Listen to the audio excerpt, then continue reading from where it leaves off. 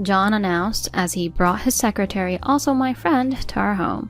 "She's pregnant with my child. You raise the baby."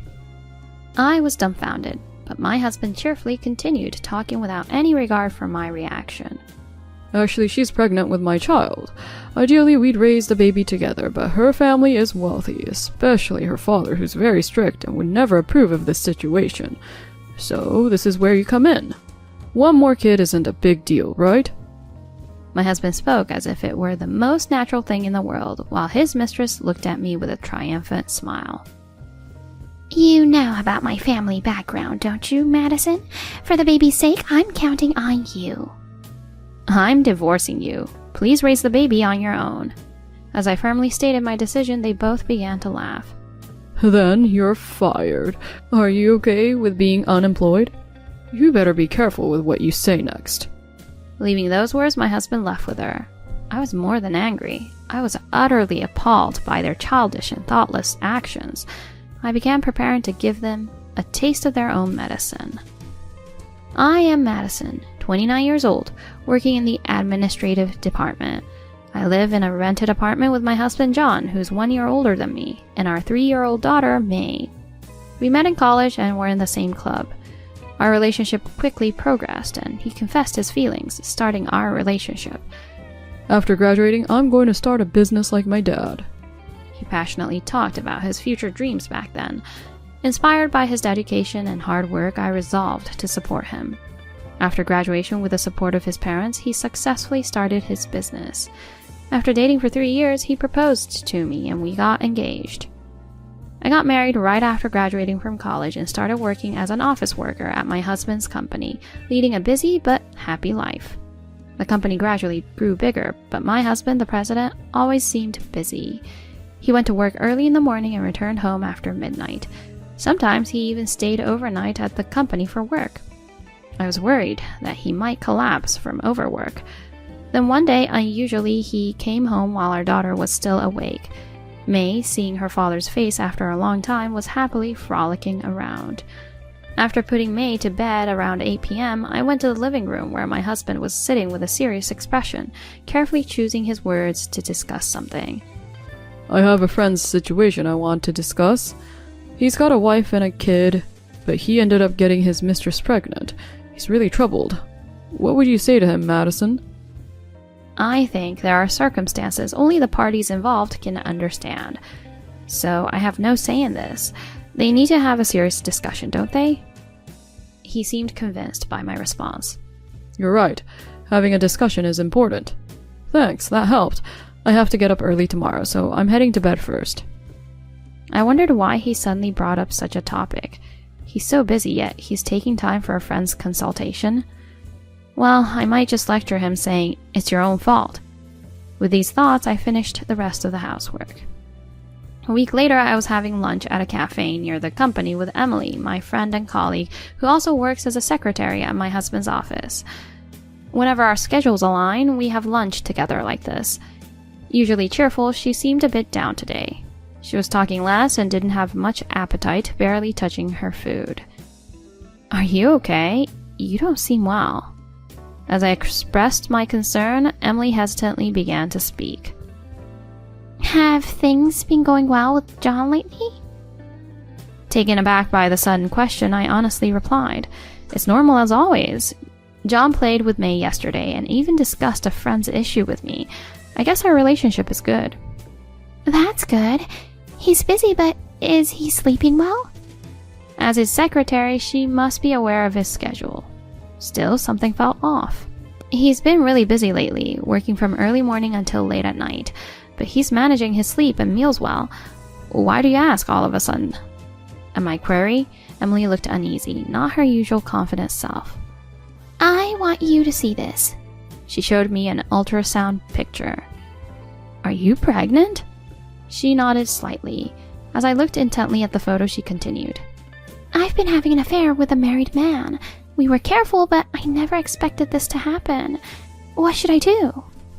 I remembered John's consultation from the day before. "Did you talk about this with my husband?" "How did you know? Did he say something?" I was shocked that John's friend was actually my childhood friend. I was surprised they were close enough for such a personal consultation and that she, raised by a strict father, had gotten into this situation. John seemed serious about it. Really? I know it's wrong, but I was drawn to him. My parents would never approve. I need to talk to his wife too. I'm sorry for bringing this up suddenly, but I couldn't keep quiet thinking about you and May. What should I do? The mention of my daughter and me brought the worst scenarios to my mind, but without solid proof, I refrained from dwelling on it deeply. You really need to reflect on this. Like I said to John, the people involved need to have a serious talk. As your childhood friend, I have a lot to say to you. Forcing a smile, I looked at Emily, who then confidently said, Talking about it has cleared my mind. I had found the answer with him, but still felt guilty. But since you are kind, I believe you'll accept my feelings. I'm feeling braver now. Well, good luck. Although I said that to her, my mind was swirling with different emotions. That night, as I put my daughter to bed, I kept thinking about my conversation with Emily. I felt terrible for suspecting John of cheating without solid proof. Looking at my daughter's sleeping face, I despised myself for such thoughts. Around midnight, John came home in high spirits. As I went to greet him at the entrance, I saw Emily leaning on him. My heart raced, realizing my suspicions were true. I brought my friend whom I talked about yesterday. We have a long discussion ahead, so let's go to the living room. Ignoring my stunned state, they sat on the living room sofa. Then John began to speak. You know she's pregnant, right? She's pregnant with my child. Emily wore a victorious smile, different from her demeanor earlier in the day.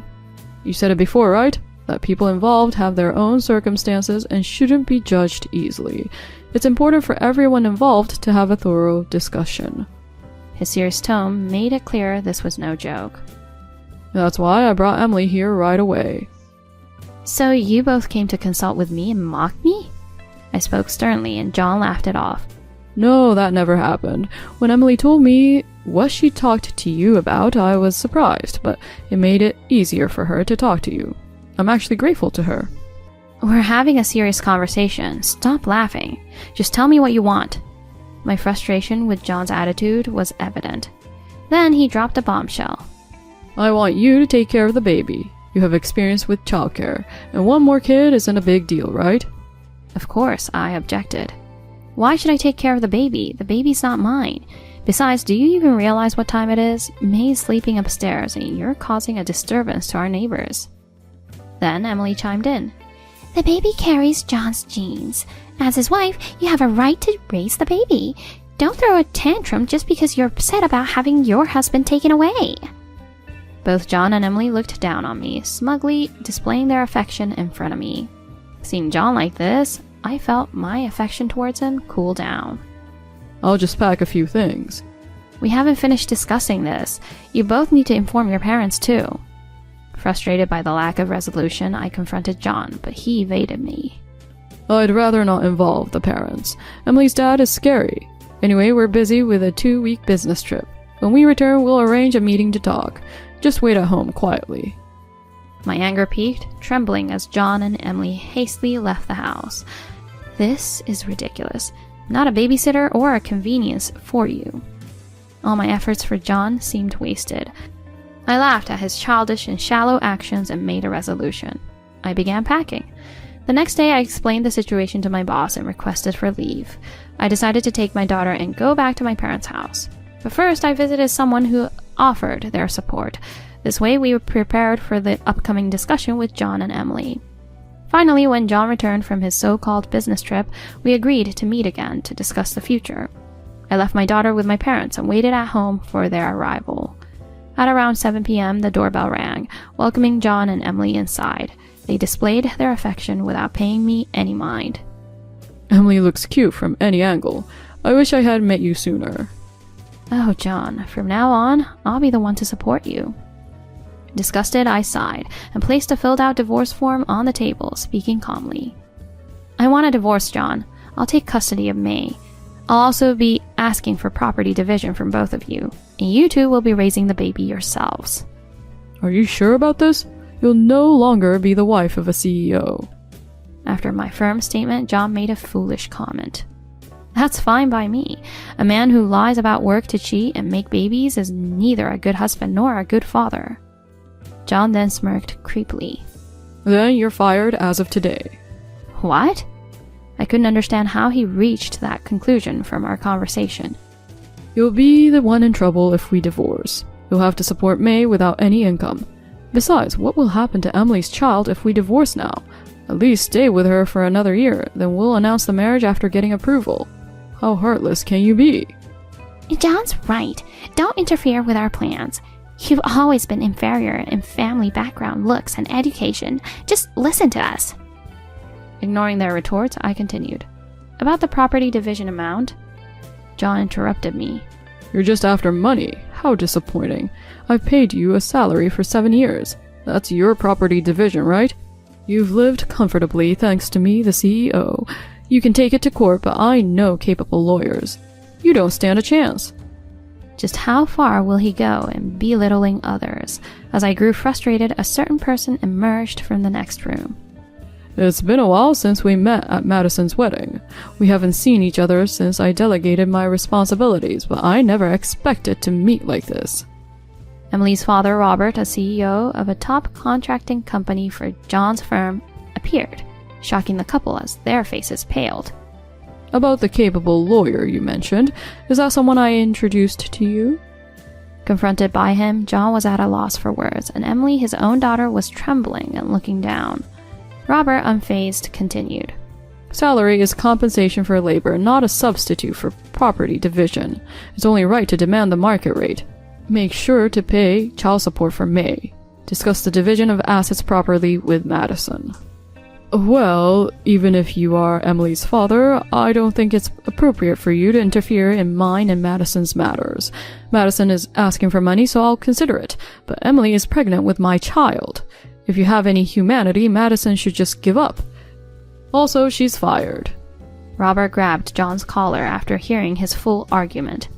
You're the one who's fired. What? Robert's tone suddenly changed, and he shouted, leaving John too shocked to resist. After all Madison has done for you, how dare you do such things? You're not fit to lead the company. Step down immediately.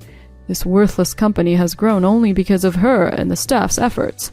I've supported your company because of Emily, but now you're barely working. Enough with this. I'm sorry, sir. His apology was too late. And you, Emily, a woman who gets involved with a married man isn't fit to raise a child properly. Robert raised his voice and glared at them both. What's the matter with you? That's no way to talk to your own daughter. John, say something. He said horrible things to me. If we're going to be together, you can't just obey everything my father says. Convince him somehow. Emily, seething with anger, confronted John, but he, usually so assertive, was frozen stiff by Robert's presence.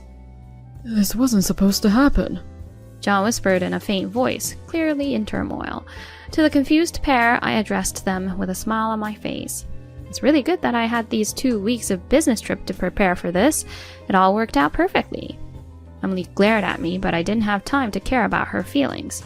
I asked your father to wait in the next room. In a discussion like this, it's only right that your family should be involved, don't you think? I've been wondering how you were planning to hide your pregnancy while living at home. Madison is right. If she hadn't told the truth, this would have become a terrible family secret. What a ridiculous plan you two came up with. Emily's father sighed deeply. I've heard about Madison from the staff managing your company. 7 years ago, she gave up numerous job offers, despite being top of her class, to work at your nearly bankrupt company and helped turn it around. How could you forget what she did for you and betray her so terribly? Robert, giving John a cold look, continued. I've been supporting your dream by continuing to finance it, but I've decided to cut off any ties with your company now. Please, wait. That's a separate issue, right? If your funding stops, my company will go bankrupt. It will cause trouble for our clients and employees will be left in the dark. Please, reconsider. John, pale and desperate, begged on his knees, but Robert's decision was firm. Don't ever call me your father-in-law. You have nothing to worry about. I intend to take care of all your company's employees, including Madison. They're too valuable to be wasted under a lazy scum like you. I've already informed your father about everything, and he's given his consent. Now you have to start over from scratch on your own. This is too much. Madison, please, don't leave me or the company. We've been through so much together. We can get a divorce, but you can't quit the company. Emily is cute, but the company needs someone as capable as you. John, with bloodshot eyes, pleaded to me, but I just laughed it off. How selfish can you be? After all I've done for you and your betrayal, you seriously think I would stay? I'm getting a divorce and I'm definitely quitting. When I firmly declared my decision, John realized he had no way to argue and became suddenly weak. He completed the divorce papers as he trembled, and we were about to leave, but Emily, not yet giving up, blocked our way.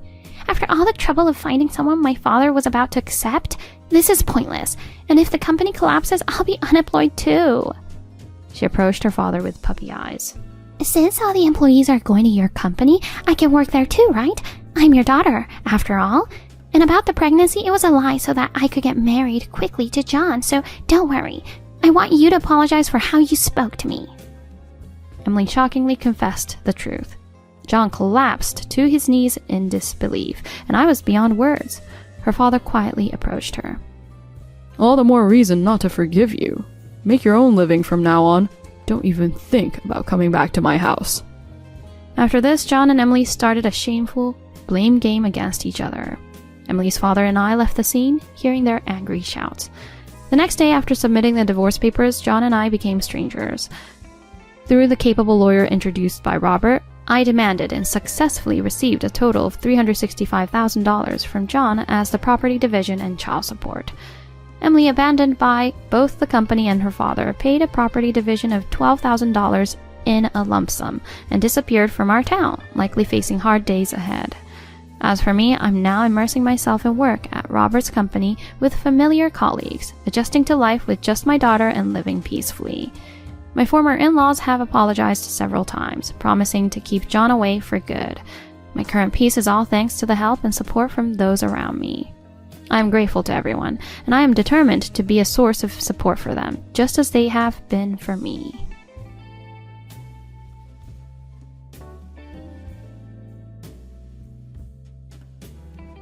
We found your child on the balcony, so we took her into custody.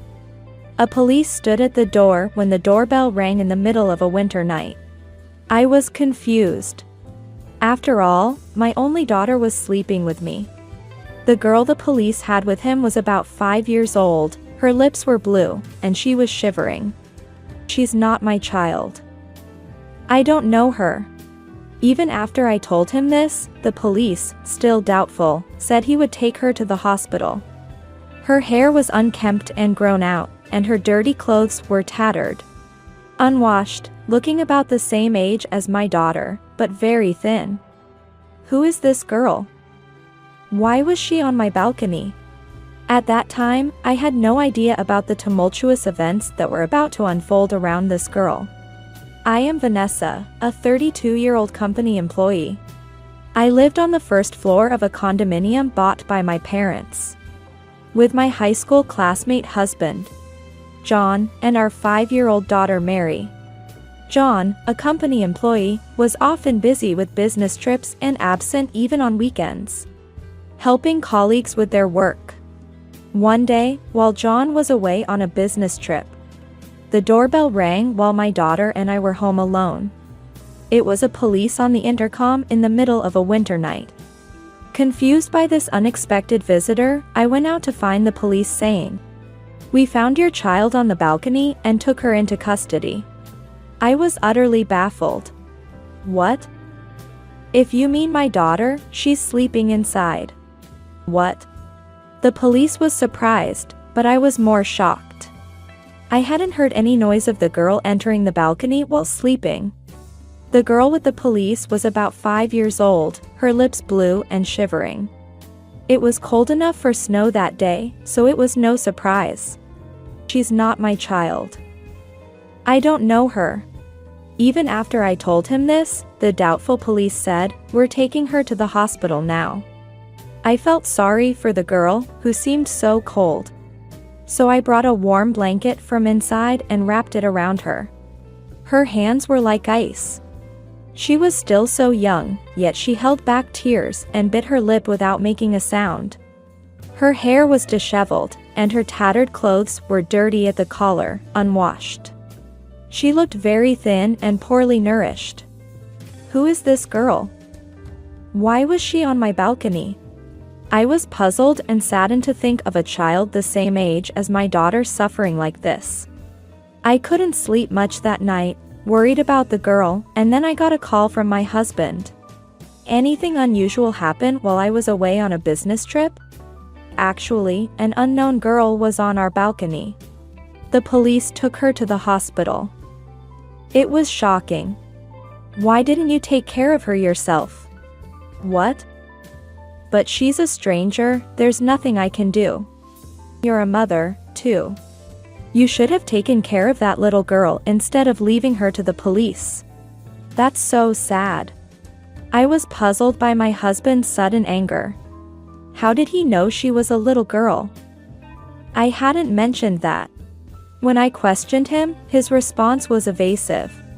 Well, actually, that girl is the daughter of an acquaintance. Her mother is gone, and I thought she was pitiable. So I brought her here yesterday, thinking you would take care of her. That's... You weren't on a business trip? You should have explained the situation properly. Although my husband apologized, I couldn't believe he had left a small child on the balcony on such a cold day. Even if she was dressed warmly, she could have easily frozen. So, where are you and what are you doing now? My husband said he was looking for the girl's mother, but I felt he was hiding something. After he returned from his business trip, the police handed the girl over to him, and he left her with me. Did you find her mother? What about her father? No, not yet found. And I don't know about the father. By the way, who is this acquaintance? Just someone I know. Enough. I have another business trip. Wait. What about this girl? Ignoring my protests, my husband left, leaving the girl behind. I thought his behavior was odd, and while looking through his belongings for clues, I found something in the pocket of his suit. Shocked by its contents, I tried calling him, but he was unreachable. Suddenly, I noticed my daughter Mary and the girl looking up at me anxiously. What's your name? Cindy. After Cindy, in a fidgety manner and a small voice, revealed she was also 5 years old. The same age as my daughter, I smiled kindly at her. Startled, she stared back at me, smiled, and then held her grumbling stomach. Are you hungry? Yes. When I made pasta for my daughter and Cindy, she stared at it intently, as if it was something unusual, and began to eat eagerly. She ate so quickly that her mouth was covered in sauce. When I reached out with a tissue to wipe her face, Cindy quickly covered her head with both hands as if to protect herself, which gave me an uneasy feeling. It's okay. I'm just going to wipe your mouth. After I spoke gently to her, Cindy relaxed, turned her face towards me, and let me wipe the sauce off. Then she started eating the pasta again. Cindy looked completely satisfied after finishing her meal, but her dirty body needed to be taken care of. As I prepared the bath and helped her undress, I gasped when I saw her body. What is this? Her body was covered with numerous bruises, as if she had been hit and pinched. Trying not to show my agitation, I cheerfully took her to the bathroom. When I tried to wash her, Cindy said, "It's okay. I can do it myself," and started to fill a tub with water, for some reason. Wait a minute. What are you doing? She looked up at me with a puzzled expression, as I unintentionally spoke in a scolding tone. This is how I always do it. What? You wash with water? She nodded at my question, and just as she was about to pour water over herself, I hurriedly stopped her and carefully washed her entire body with soap. After that, when we got into the bathtub together, she murmured, "It's so warm." and seemed to enjoy the warmth. I learned that she rarely had the opportunity to bathe at home. And on the few occasions she did, her mother told her to wash with water. The realization that she had accepted this as normal without question tightened my heart. After the bath, I dressed Cindy in my daughter Mary's clothes and neatly arranged her hair. And she looked completely different. Standing next to my daughter, they looked just like sisters. I watched them with a smile as Cindy and my daughter, who somewhat resembled each other, were getting along like real sisters. Cindy was an honest and quiet child, clearly craving affection. She would come to me while I was cooking, tug at the hem of my skirt, and smile at me. When it was time to sleep, she held my hand tightly and wouldn't let go. Mary also became very fond of Cindy, and the two of them grew close like real sisters. Even after a week, I still couldn't get in touch with my husband. He had said that Cindy's mother was an acquaintance of his. But I couldn't keep looking after a small child indefinitely with just that information. I gave up trying to contact my husband and consulted the police. And it was decided that Cindy would go to a facility. Tears rolled down her big eyes. And she kept looking back at me as she was taken away by the facility staff, filling me with sadness. Time passed without any news from my husband, and I finally made a decision. 9 years later, I was living in my parents' house with my daughter Mary and Cindy. I had adopted Cindy after she was taken to the facility.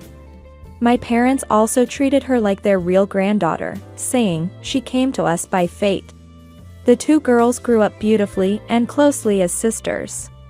Their dream of becoming models came true, and recently, Mary and Cindy became junior models featured in magazines as beautiful sisters. Stepping into the glamorous world, the two girls, Cindy and Mary, were aiming for greater success with lively expressions on their faces. One day, the doorbell at my parents' house rang, and when I opened the door, there stood my ex-husband John, looking shabby and worn out. Behind him was an unknown woman who introduced herself as Kim. Not wanting to cause a scene outside where the neighbors might see, I let them into the house. Then, sitting on the living room sofa, the two of them suddenly started talking. Actually, Cindy is my child. John, who hadn't been in touch for 9 years and didn't even apologize, made this statement. I sighed in disbelief. I thought so. She does resemble you. And? Is this woman your partner? John nodded at my question and started telling the story of how he met Kim. Kim had been working at a bar he frequented. And even though she knew he had a wife and child, they got involved. And she became pregnant with Cindy. However, John couldn't decide to divorce me, and Kim grew tired of parenting and abandoned it. Desperate, John thought of having me raise Cindy. It was a convenient story, but I was even more surprised by what followed. Please, give Cindy back to us. My ex-husband suddenly stood up from the sofa, knelt down, and made this outrageous request, almost sobbing. Really? I saw her by chance in a magazine.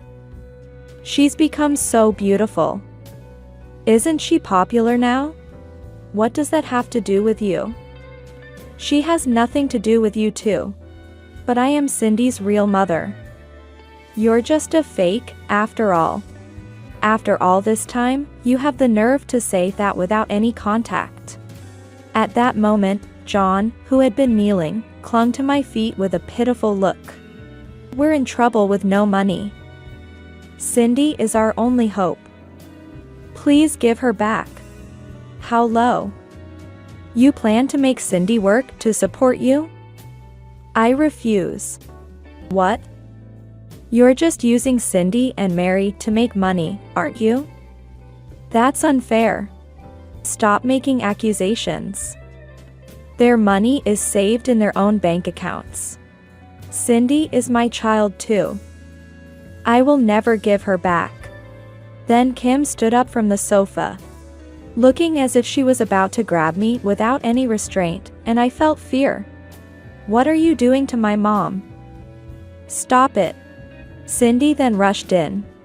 She stood in front of me with her arms spread wide, staring down Kim. "Cindy, you've become so beautiful. Do you remember me? I'm your mom. Let's go home together. You're not my mother. Get out of this house." Cindy clung to me and started crying. Although she was young at the time, it seems she faintly remembers the terrible things she went through. "Cindy, you're mistaken. Remember, you were very young back then." At this point, I presented the note and photo I had found in John's suit back then. The note read, "I don't want to raise a child. I can't find Cindy cute. Please get rid of her somewhere. If you won't marry me, let's run away together." And the photo showed a young Cindy covered in bruises. Of course, there were also hospital reports. Even now, do you still say you're her parents? That, well, you tried to push a child you didn't want to raise onto me, right? Such a sweet child, you made her go through such horrible things. That was all John's doing. I didn't know about it. I was too young to raise a child, it couldn't be helped. Anyway, I'm taking Cindy back. Unfortunately, that's not possible. Cindy and I have legally adopted each other, so I'm her parent by law. What? No way. That's a lie. Kim's momentum visibly waned upon hearing about the law. But John still seemed unwilling to give up. If that's the case, I'll completely break up with Kim and let's start over. Mary and Cindy are both my kids. We can just go back to being a couple like before, no problem, right? What are you saying now? You just want to have it all your way? Like I'd let that happen. Listening to their exchange, I was more dumbfounded than angry. I didn't want anything to do with these people. I have some more unfortunate news for you, John. We are no longer married. Huh? After you went missing, 3 years passed, and I filed for divorce, which was granted. What? Why did you do that on your own? Just as John was about to grab me, the sound of a police car approached. My parents had called the police after seeing Kim's aggressive behavior. Well, the police are here now, so please don't come to our house ever again. No. Please forgive me. I'll give up on Cindy, but at least lend me some money. John showed his disgraceful side until the end. Afterwards, he and Kim were taken away by the police. I plan to get alimony from Kim and both compensation and child support from John. Since both are cut off from their relatives and acquaintances, they'll probably face hardships from now on. Despite everything, the little girl who once trembled in fear has now grown up wonderfully. I look forward to the future that my daughters, full of dreams, talk about. And I will live happily with my kind parents and 2 loving daughters.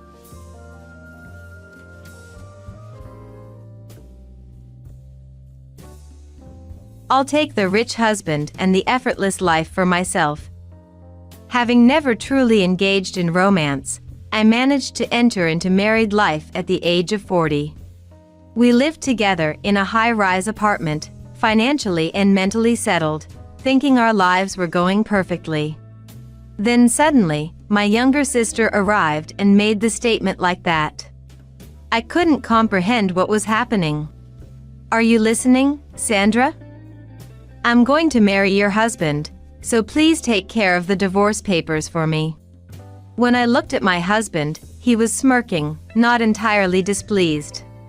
So, this man never really cared about me, as long as he had money. Although I had felt it, I had pretended not to notice, and now I was disgusted with my own foolishness. However, I had not just been foolish. All right then. Do as you please from now on. Really? Well, then I won't hold back, I'll get him. At that moment, I was actually laughing inside. I knew that their future was doomed. I am Sandra Morgan. At 40, I am enjoying my single life. I moved out of a family home that included my parents and sister. We weren't wealthy growing up, but I adored my parents, who always put us children first, and I wanted to make them proud when I grew up. I was a very plain child through elementary, middle, and high school, with no particular hobbies or interest in romance. I devoted myself to studying, graduated from a good university, and managed to land a job at a major corporation, all to honor my parents.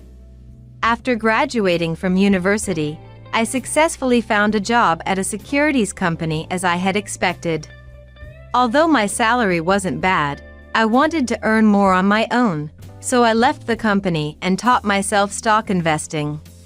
Now, as an investor, I'm living comfortably with the income I've made.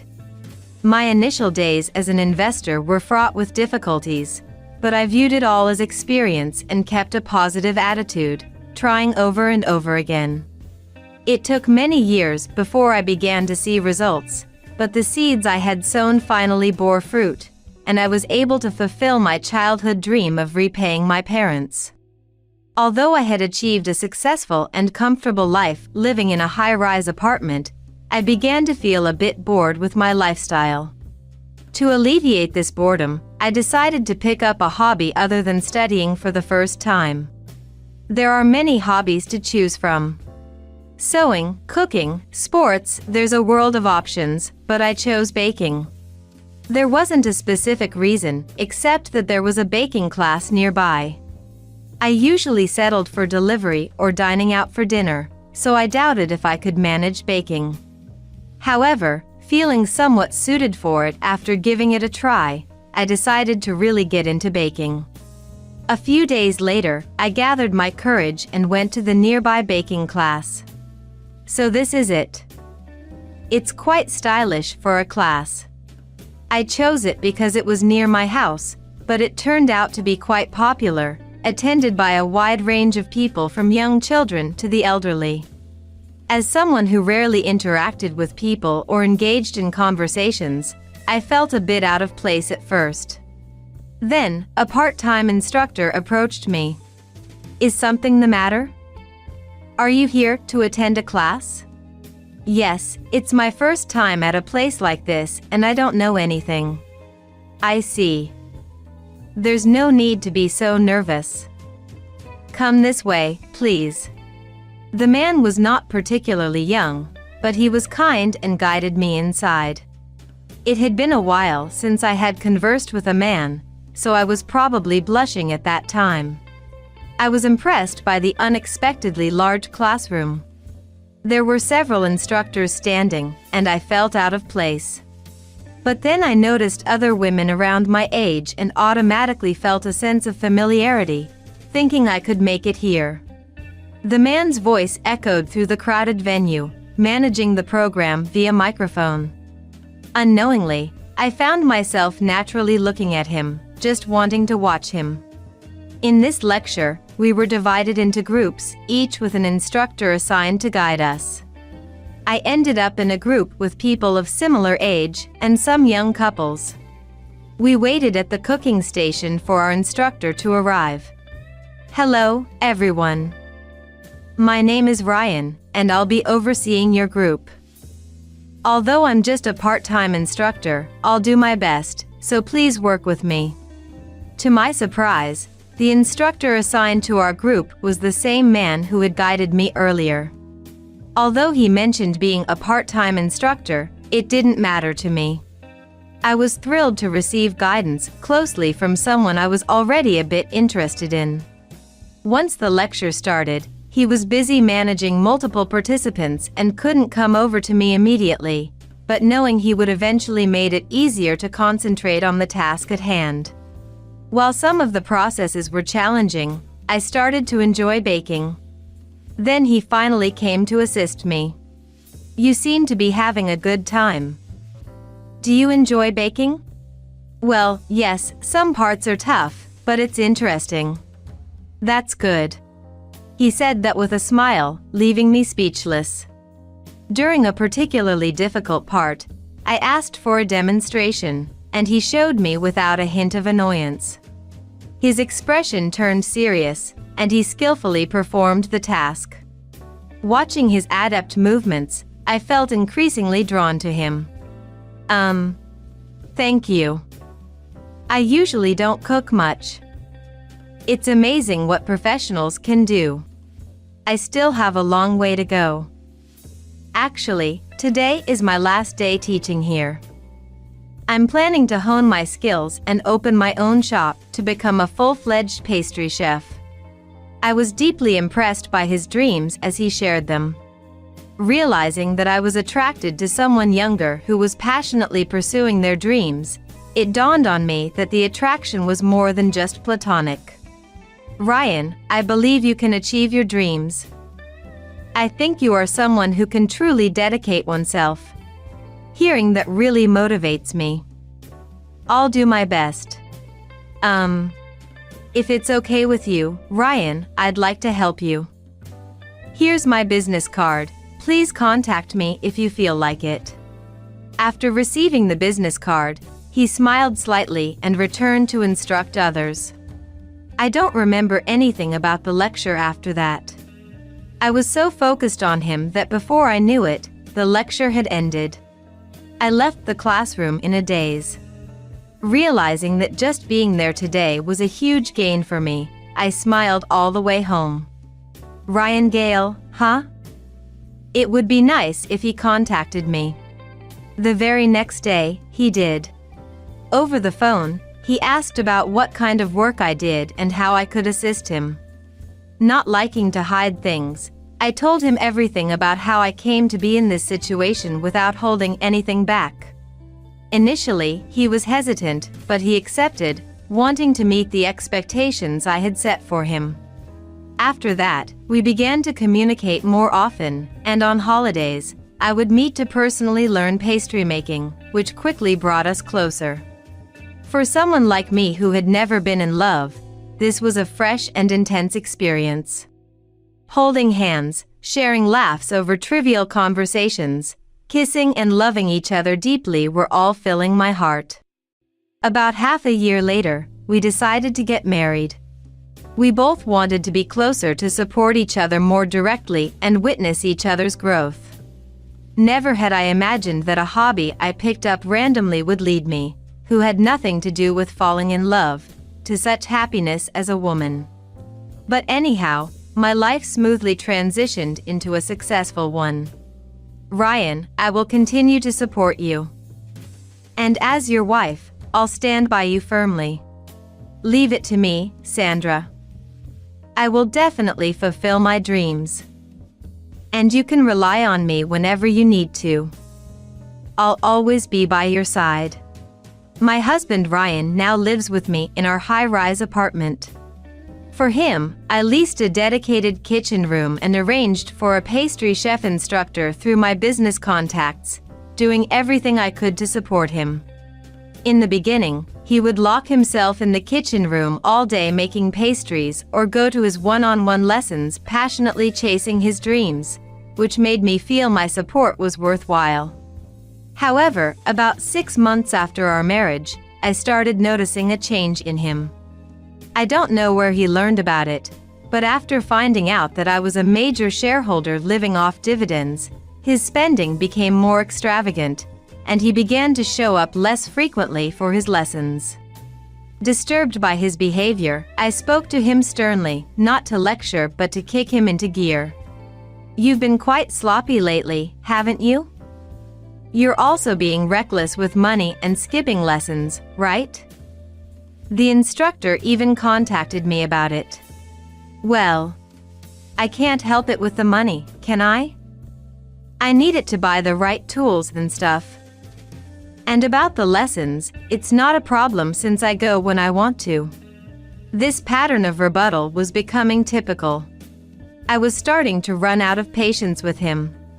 However, it seemed he hadn't given up on his dream of becoming a pastry chef, so I decided to watch over him with a warm heart. Our relationship became strained. As we continued living together, an unexpected visitor arrived. Sandra? Do you recognize me? It's Tracy. Let me in. The person on the intercom was my sister, Tracy. Honestly, we weren't close. I had always found it difficult to get along with her. My sister was the complete opposite of my plain self. She had always been charming and had a way with people. Her carelessness with men had been a concern since her student days, and I often saw our parents scolding her for it. My dislike wasn't just because of that, it was also uncomfortable how she treated me with disdain even though I am her family. I had no idea how she found out about my place. Unable to refuse her entry, I reluctantly let her into the room. What brings you here so suddenly? You haven't even contacted me until now. And who told you where I live? From Mom. I heard you got married, so I thought I'd come and meet your husband. That doesn't mean you can just show up all of a sudden, okay? Who's that? A friend of yours? As my husband peeked out from the back of the room, Tracy's demeanor changed, eyeing him like prey. Nice to meet you. I'm Tracy, her sister. Wow, Sandra, your husband is really handsome. Is he? Well, maybe he looks that way to you. What a lovely sister. Since you're here, I'll make you some pastries. While I felt irritated that my husband casually invited her in, my anxiety about my sister grew. She might cause problems with him too. But, being an adult, I hoped she would be more considerate. With these mixed feelings, I spent that day. Though just for a short time, I joined in the pastry making that day. Wanting to close the distance that had started to grow between my husband and me, I made pastries with him. From that day on, my sister began visiting our house frequently. Sometimes she would come by even when I was not home, just because my husband was there. He said he was teaching her pastry making, but I felt uneasy. Isn't Tracy coming today? I wanted to teach her a new pastry recipe. I don't know. It's nice that you're paying attention to Tracy, but what about yourself? The instructor says you're not focusing on your lessons. I'm human, you know? Do you think I can think about making pastries every day? Since Tracy's visits, I had felt my husband's decline deepening. I wanted to believe in him, so I didn't speak harshly, but I knew if he continued to slack off, I would have to confront him strongly. A few days later, my husband unusually went out for a lesson. Just as I was thinking that I would enjoy some peaceful time at home, the intercom rang. It must be Tracy. Knowing this deep down, I sighed deeply and reluctantly let my sister into the house. So, what do you want today? Since Ryan isn't here, maybe you should go home. If you're just here for the pastries, I'm sorry, but I can't help you. You're so cold. Today, I came to see you, not Ryan. You need me? Okay, wait in the living room. I'll bring some coffee. She has something for me, not my husband? What could my sister, who has never shown any interest in me, possibly want? Making the coffee, I tried to think of what it could be but came up empty. Reluctantly, I decided to listen to what she had to say. So, what do you need from me? I'm busy, so make it quick. Yeah. So, you know Ryan is here, right? I've fallen in love with him. It seems he feels the same way about me. I'm really sorry, but could you divorce him? Her words were shocking. However, my heart wasn't stirred, and I continued the conversation calmly and methodically. Is that all? Fine by me. You two have agreed on this, right? I'll divorce him for you. I don't need any money such as property division. If the two of you are happy, then do as you please. I sipped my coffee, wetting my throat and taking a deep breath. I almost smirk, but I hold it back. Just when I was thinking of divorcing him, here comes an unexpected savior. I know he's been skipping lessons that he was going to attend. And he also says he can live off my wealth without contributing. Continuing this marriage would only turn him into a completely degenerate person, so my sister's proposal was quite appealing. Really? Are you serious? Yay! Thank you, Sandra. I know it'll be tough for you to move out, but don't worry, I'll help you. Huh? What do you mean? What's this about me having to move out of the apartment? This is Ryan's place, right? If you divorce, I'll be the one living here. You'll have to move out, right? Wow, I'm finally living the high life. I hope you find someone better too. Oh, so that's it. I realized that my husband must have been bragging as if he owned everything I had, charming my sister with the illusion. The love I had is gone, and now it's almost laughable. I even feel pity for my husband and sister. I see. Well, then I better get ready to move out quickly. I don't want to be a burden on you too. I'll write the divorce papers and send them later. I called a friend and managed to clear out the apartment in just 2 days, which made the movers amazed at the speed. The thought of the pathetic pair made me want to laugh, but I kept those feelings to myself. A few months later, I received calls from both my ex-husband and sister. I had a pretty good idea of what they wanted, but I called them back anyway. Hey, Sandra. A notice of rent arrears for the apartment just arrived. What's this about? There's no way I can pay this amount. Can't pay? But you married Ryan, right? Then ask him to pay. He's got plenty of money, doesn't he? I responded calmly to my sister, who was resentful. She continued to rage without calming down, pushing her anger onto me. He doesn't have any money. It was all a lie. Everything was a lie. This is just unbelievable. Oh, really? That's too bad. You were so happy about catching a big fish. But maybe it's partly your fault, Tracy. You believed everything Ryan said without really looking into him. If you had, maybe this wouldn't have happened. Honestly, I also hadn't looked deeply enough at my ex-husband, I thought self-deprecatingly. Shut up. What I see in Ryan is none of your business. Just pay for this apartment. Feeling a bit sorry for my ignorant sister, I decided to tell her everything. All right. I feel a bit sorry for you, Tracy, so I'll tell you everything. About the rent arrears, the high-rise apartment was actually rented by me, not Ryan. Did you think I moved into his place? Huh? This isn't the time for jokes or lies. It's neither a joke nor a lie. Just listen, okay? And about Ryan, did you hear anything? He's a top pastry chef, very popular, and he's focusing on management now, so he doesn't need to be at the store.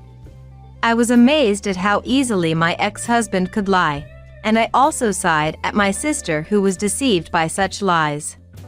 I didn't feel sorry for them, but I kept telling them the truth for their own sake. Well, it's obviously a lie. Ryan is not a top chef or anything. He's just a part-timer. Understand? You were probably deceived by his claims of being a major shareholder or successful in stock investments. Yeah, but you should know by now, Tracy. Ryan is just a part-timer without any savings. All that talk about stock investments he claimed? I was the one doing that. You? No way. You couldn't possibly do that. Feeling stuck with her who wouldn't believe me, I switched the call to video and showed her my bank account balance and the lease agreement for the apartment. Watching her face pale over the screen felt very satisfying. Let me explain it so that even you, foolish Tracy, can understand. I'm the one renting that apartment. I left the lease in place because you said you two wanted to live there. But now the lease is in your names, so you two are responsible for paying. But Ryan is just a part-timer. Not a chef, not anything. He was just living off my earnings. He can't do anything without someone supporting him. It's truly unfortunate, not the catch you thought he was. Hearing all the facts, my sister started crying over the phone. Seeing her like that didn't change how I felt. I prepared to end the call while she was still sobbing. I'm not free to chat all day, you know? I've said what I wanted to say. Like I said before, do as you please from now on. Bye. I doubt we'll ever speak or see each other again. After hanging up, I felt incredibly relieved. My ex-husband, who gave up chasing his dreams, and my selfish sister who only thinks of herself. Just the thought of no longer having to deal with these two naturally brought a smile to my face. Months later, I heard that the couple canceled the lease on the high-rise apartment. They managed to arrange to pay the back rent in installments. The results of the background check I ordered out of curiosity were quite entertaining. Ryan is now working as a day laborer doing physical jobs. If he had truly pursued the dream he talked about when we met, he might have been a successful pastry chef by now. Tracy is also working all hours, it seems. Their life has become tougher since getting married, and I hear they quarrel almost every day in their cheap apartment they rent together. A couple who cannot support and hold on to each other won't last long. It's not my place to say, but sooner or later, I think they'll divorce. As for me, I'm enjoying my single life. In fact, I'm quite done with marriage. I think I'm better off living alone. Trying to sync life's pace with someone else was nothing but a penance. I've continued with stock investments and even started a new business with yearly increasing profits. I tried different kinds of businesses, but what resonated with me the most was starting a vocational school. I established a pastry-making school, becoming a bridge for those chasing their dreams. It's a school that accepts anyone who truly wants to realize their dreams, regardless of their age or background. While pastry making did not become my hobby, I have grown to love pastries more than before by interacting with various sweets. Moving forward, I'll continue living life my way as a contented single person.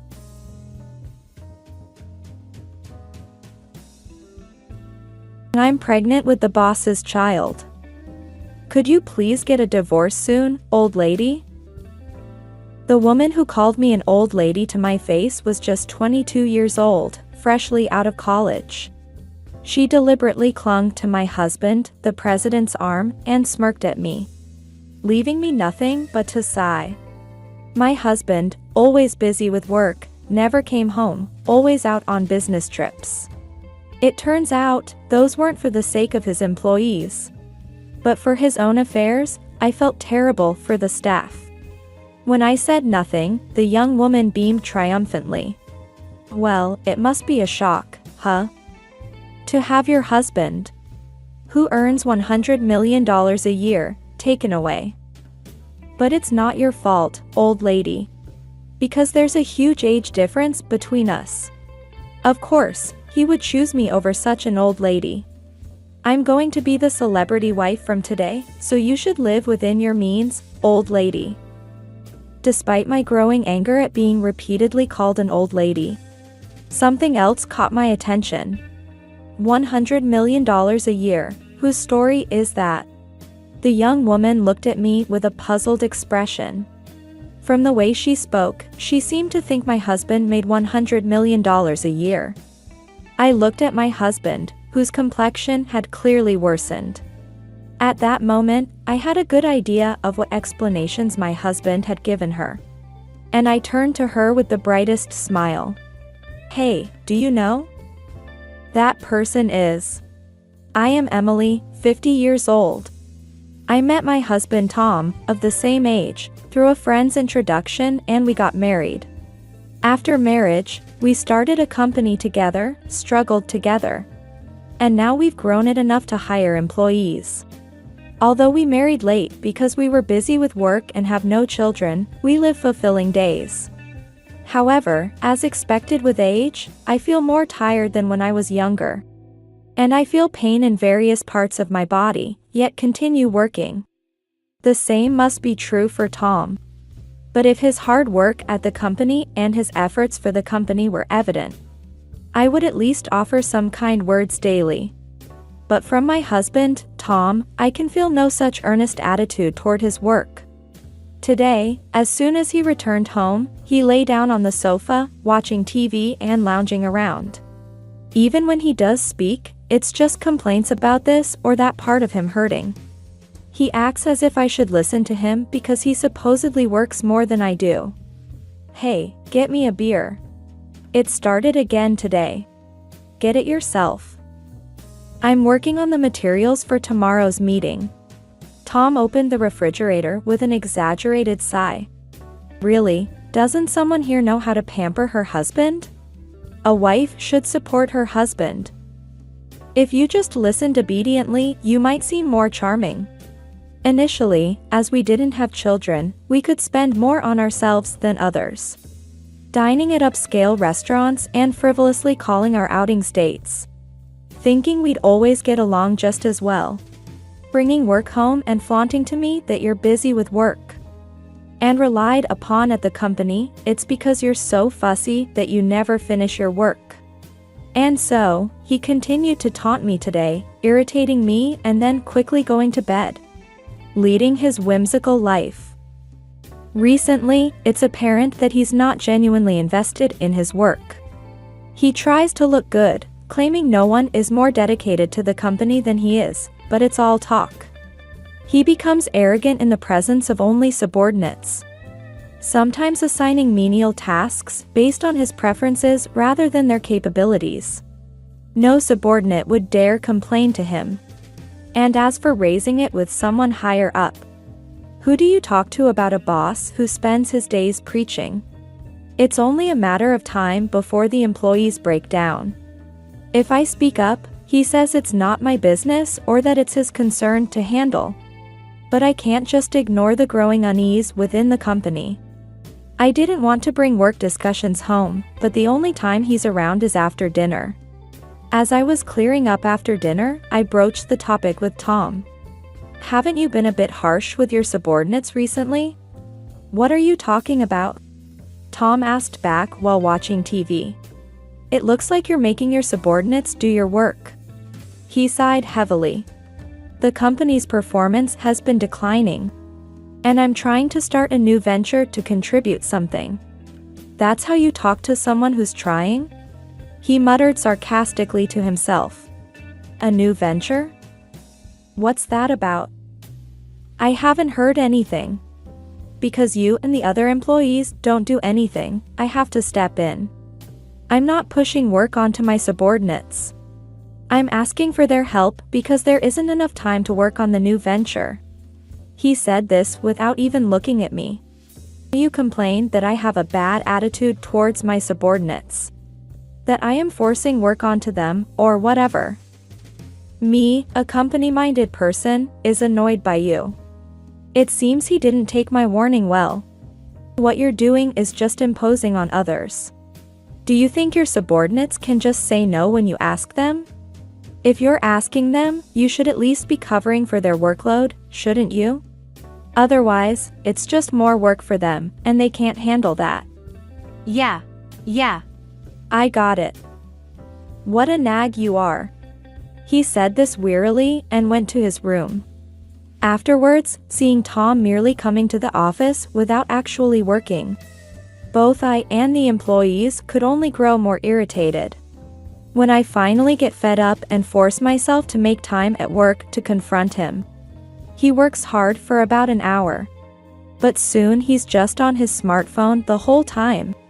And he doesn't seem to be serious about anything. The employees probably have a lot they want to say, but since I am his wife, they feel they cannot speak up. I had no choice but to keep an eye on Tom and support the subordinates. Seeing this, he looked down on me, showing no signs of improvement. We had agreed to decide on the company's direction together. Yet, this new venture that he keeps talking about, I've never even heard of it. If the performance is declining, we should be investigating the causes and urgently devising countermeasures. I'm fully committed to this. But the company's performance can't recover because Tom keeps meddling. Even though I've told him that launching a new venture now is too risky. With our current financial resources and that we can't cover the costs. He won't listen and just shuts down any discussion with a "don't interfere with what I'm doing." Lately, he's been coming home late, and when I ask why, he grumpily says he was meeting with clients. But he seems to be going out frequently. And not just for meals, but apparently to places with women present. He asks to write it off as a business expense. But I can't approve it every time when I don't know who he was with, what the project was, or how many people were involved. Even when I press him, he just says it's for future business or a key client, but never gives specific names. He even says that as long as there is a receipt, it shouldn't matter. One day, while I was out on business, I saw him at a cafe. Perhaps he was working on some documents. But knowing him, he was probably just using it as an excuse to get out of the office and slack off. As I approached the cafe to speak with him, I noticed another figure in the window seat. He seemed to be sharing a table with someone. Looking closer, it was a woman, and quite a young one at that. I didn't recognize her. She definitely wasn't one of our employees or someone from a company we deal with. At this time, and during working hours, with whom? Could she be the business partner Tom was talking about? She didn't seem like someone who would frequent a hostess bar. And I wondered if she was really capable of handling a project at her age. I shook my head at the thought. It's not good to judge someone by their appearance or age. Also, I'm aware that I've been a bit harsh in my judgment of Tom lately. So much so that I've started to wonder if she's not his business partner, but perhaps something else. But maybe he is trying to change the company in his own way. I thought about setting aside time to talk with him and have a long discussion for the first time in a while. Perhaps my behavior up till now has made it difficult for him to consult with me. So I left the scene and headed to the next sales office. After returning home, I had dinner with Tom. Speaking of which, you went out today on business, right? Was it about the new project? Yeah. Something like that. He replied nonchalantly. I saw you at a cafe at noon. Was that woman someone from the client side? Were you spying on me? His chopsticks halted, and his voice clearly soured. Spying? What are you talking about? I just thought I should greet her if she was from the client side. Is she coming here on a scheduled day, or is there something secretive going on that needs spying? He glared at me. What do you mean secretive? That girl was someone I was interviewing to get involved in the new project. Interview? I haven't heard anything about that. It was sudden. I don't need to report everything to you. Who is she? Is she a staff member, a part-timer? What employment conditions did you tell her? Why do I have to explain that? If you think there's something fishy, then keep thinking that. I don't have time for such pointless discussions. You can't decide on hiring by yourself. We have enough staff and tight budgets. So we decided on no new hires this year. She must be really exceptional, huh? I'd like to know who she is at least. Tom stood up from his chair. His face clearly red and bothered, and he refused to even glance at me. You're not having an affair, are you? I finally voiced my long-held suspicion, but he said nothing and went to his room. A few days later, during the morning assembly, Tom mentioned that there was someone interested in visiting the company. With a full smile, he opened the door, and there stood the young woman I had seen at the cafe. She just graduated from university recently. Please be nice to her. The university student greeted everyone. Looking around, the employees all seemed puzzled and looked at me as if they thought I knew about it. I was unaware of such an arrangement, and suddenly having her come for a visit was unexpected. Your name is? I'm Catherine. Thank you for coming, Ms. Catherine. Due to a communication lapse with our staff, we are unprepared to host your visit today. May we contact you to reschedule? I'm sorry for coming so suddenly, Catherine said, retreating behind Tom. She clutched the hem of his suit, looking like she was being scolded though she hadn't done anything wrong. He told Catherine not to worry and sent her home, then he sat at his desk looking disgruntled. May I have a word? I called Tom to a meeting room and pressed him about Catherine. Really, you can't just bring someone for a visit out of the blue without consulting anyone. What were you thinking? What's your problem? You were nice to Catherine, but now you lecture me? It's just a company visit, don't make such a fuss. Just a visit? What if she shares what she saw here with someone else? We have a lot of client information here. If there's a visit, we make sure sensitive material isn't visible and that a guide is assigned. Despite my confrontations about his lack of crisis management, Tom was unfazed. He just left the meeting room with a calm face. Seeing Tom casually refer to Catherine and protect her, I grew more suspicious of their affair. Later, when I asked Tom about Catherine, who had visited the company, he said he didn't know what happened to her after her graduation and told me to drop the subject. The new venture he had been boasting about also ceased to be discussed after Catherine's visit. Perhaps it was just an excuse to meet Catherine. And now that things seem to be going well with her, perhaps the company doesn't matter to him anymore. I can't understand why he brought her to the company. If they could just meet outside under the pretext of business calls. Moreover, by bringing her to the company, all employees now know about Catherine. I couldn't understand what Tom was trying to do. Lately, he has been leaving work at the regular time, being the first to leave the office. He doesn't come home, and often doesn't return until the next day. On the rare occasions he is home, he drinks beer while watching TV. And frowns obviously when I return. You came home early today. Yeah. I finished my work early too. Tom replied reluctantly. Bath. Saying so, Tom went to the bathroom. As I was organizing some groceries, I noticed his cell phone on the table. It wasn't particularly alarming until the phone began to ring.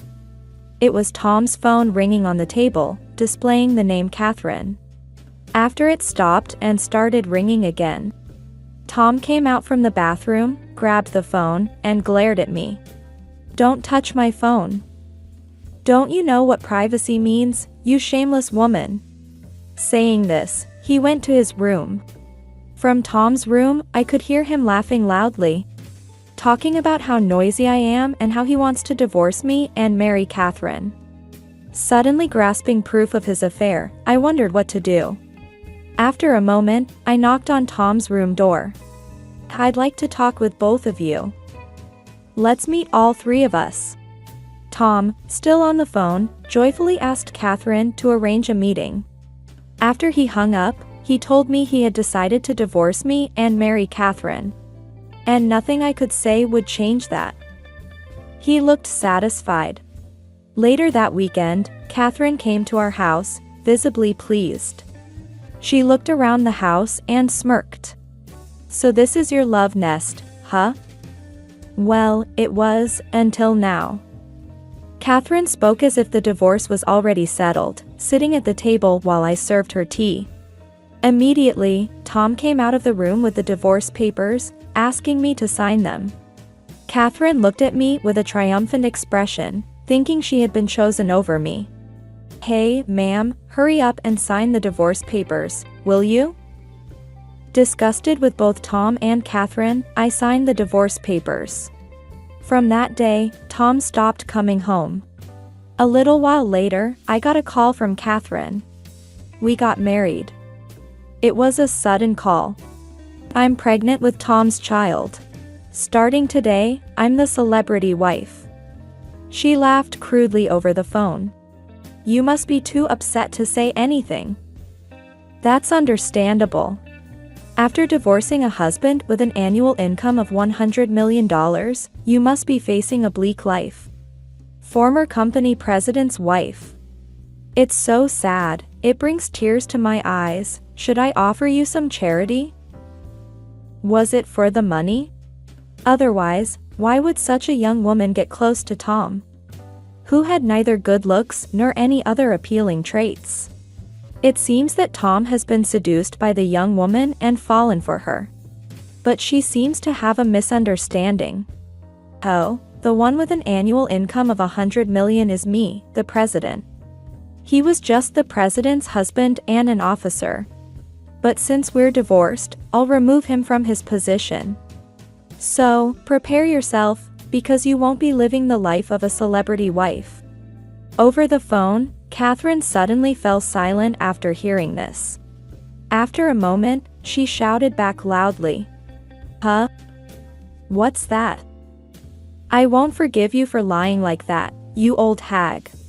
With that, Catherine hung up. Soon after, Tom called me. "What did you say to Catherine?" It seemed Catherine had confronted Tom about it. "I just told her that she thought you were the president, but it's actually me. Also, I'm removing you from the officer position, so your salary is going to drop significantly. And the celebrity lifestyle isn't going to happen." I was just giving her a heads up. My reply only fueled Tom's anger, but I couldn't help but feel it served him right. After all, it's bad to tell such a lie that was bound to be uncovered. "I'll be filing for alimony, so be prepared," I said and hung up. The next day, Tom and Catherine stormed into the company. Unable to contain their anger, they walked boldly past the employees and Catherine confronted me. "From now on, my husband will be the president. You need to leave." Catherine and Tom thought that if they could get rid of me and Tom became president, they would secure the $100 million annual income for themselves. "Even if you're gone, all the employees will follow me. After all, I work better and am more respected than you," Tom boasted loudly. But the employees were just being polite because of his status as the president's husband. They had seen him skipping work and finally divorcing over an affair with a university student. Their gazes were cold. What would make them want to follow such a man as the head of the company? Unaware of the employees' cold stares, Tom continued to yell at me. And Catherine got even more carried away, screaming to hand over the company to Tom quickly. I thought I was finally free from the marriage, but they were still clinging on.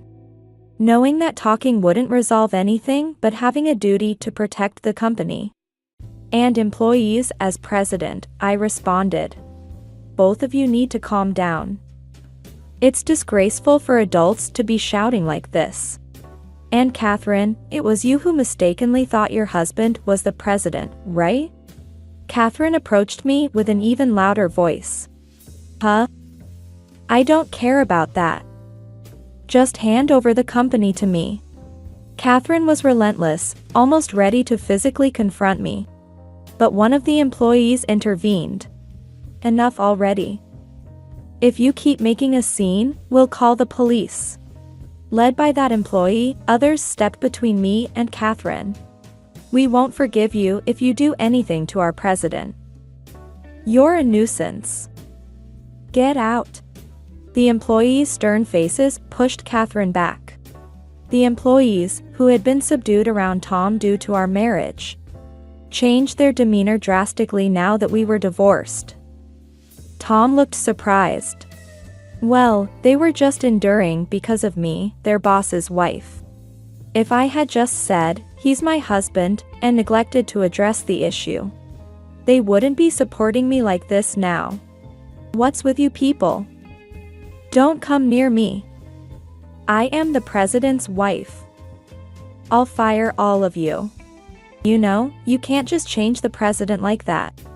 And even if you were the president's wife, that doesn't automatically give you the power to handle personnel matters. Despite my words, Catherine continued to shriek uncontrollably. Meanwhile, Tom stood beside her, completely dazed, apparently deeply affected by the disdain from the employees. Perhaps he was overwhelmed by Catherine's vile berating of me. After a torrent of insults, Catherine, realizing she would not get the future she envisioned, ignored the stunned Tom and stormed out of the company. Tom glanced at me with a start, but when I gestured dismissively towards the door, he hurriedly followed her. After evicting these troublesome people, I went around and apologized to each employee personally. Afterwards, Tom and Catherine's relationship deteriorated. They engaged in fierce arguments, with Tom insisting on not divorcing because of the child, while Catherine demanded a divorce. It seems my being the president and their domestic strife frightened Catherine into fighting with Tom. They began to blame each other and were even planning to sue each other. Honestly, no matter how much they quarrel or how messy things get, it doesn't concern me. I just need to claim my alimony. There's no way their wrongs against me could ever be erased or justified. I filed for alimony soon after, but the overwhelmed couple lashed out at me. Filing for alimony at a time like this. It's all your fault, it's your responsibility. Tom rambled nonsensically, but it just sounded like the howling of a loser. After getting a lawyer involved, Tom quickly agreed to pay the alimony. Despite his tough front towards me, he meekly complied as soon as a lawyer was mentioned. What a small man. For a long time, Tom and Catherine kept flip-flopping between divorcing and staying together. But they eventually divorced. And here's where the story turns both ridiculous and trivial. Catherine's child turned out not to be Tom's. Looking back from Catherine's delivery date, she was pregnant before she met Tom, and the real father was unknown. Catherine had planned to claim the child was Tom's, divorce him, and demand child support. Once Tom and Catherine learned this, their situation devolved even further. You'd think they might have seen this coming, but Tom truly believed the child was his. Catherine had hoped at least to get some child support from Tom. But it was impossible since the child wasn't his and they hadn't been married long. Catherine reluctantly returned to her parents' home, but they were very strict and, after learning of her actions, they told her to leave the house and never return. Catherine tearfully clung to her parents, begging to be allowed to stay for the sake of her child. And they reluctantly agreed, though they no longer trusted her. They started re-educating her from scratch. It would be no surprise if Catherine had been disowned, but because she had a child, she was allowed back home and even received help with childcare. Considering what she did to me, her punishment seems too lenient.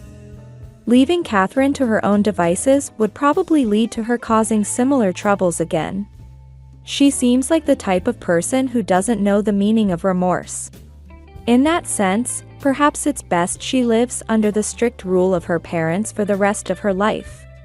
Given Catherine's character, even strict parenting might not change her nature.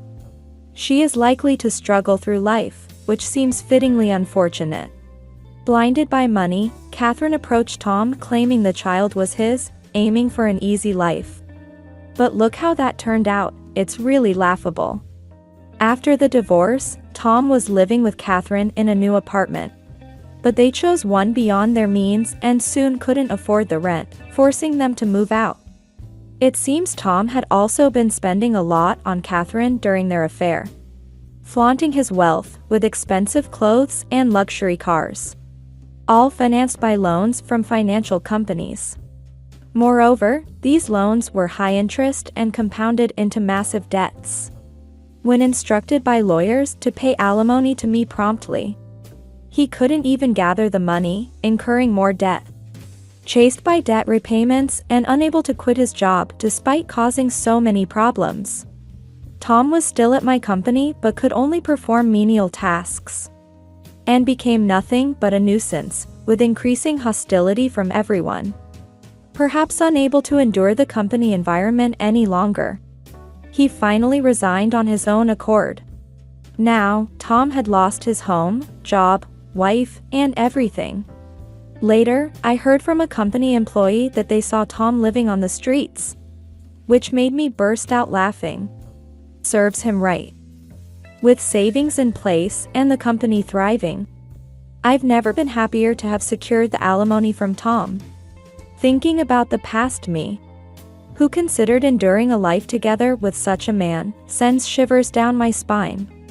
I finished my beer and lay down, feeling as if all the fatigue and bodily aches had eased.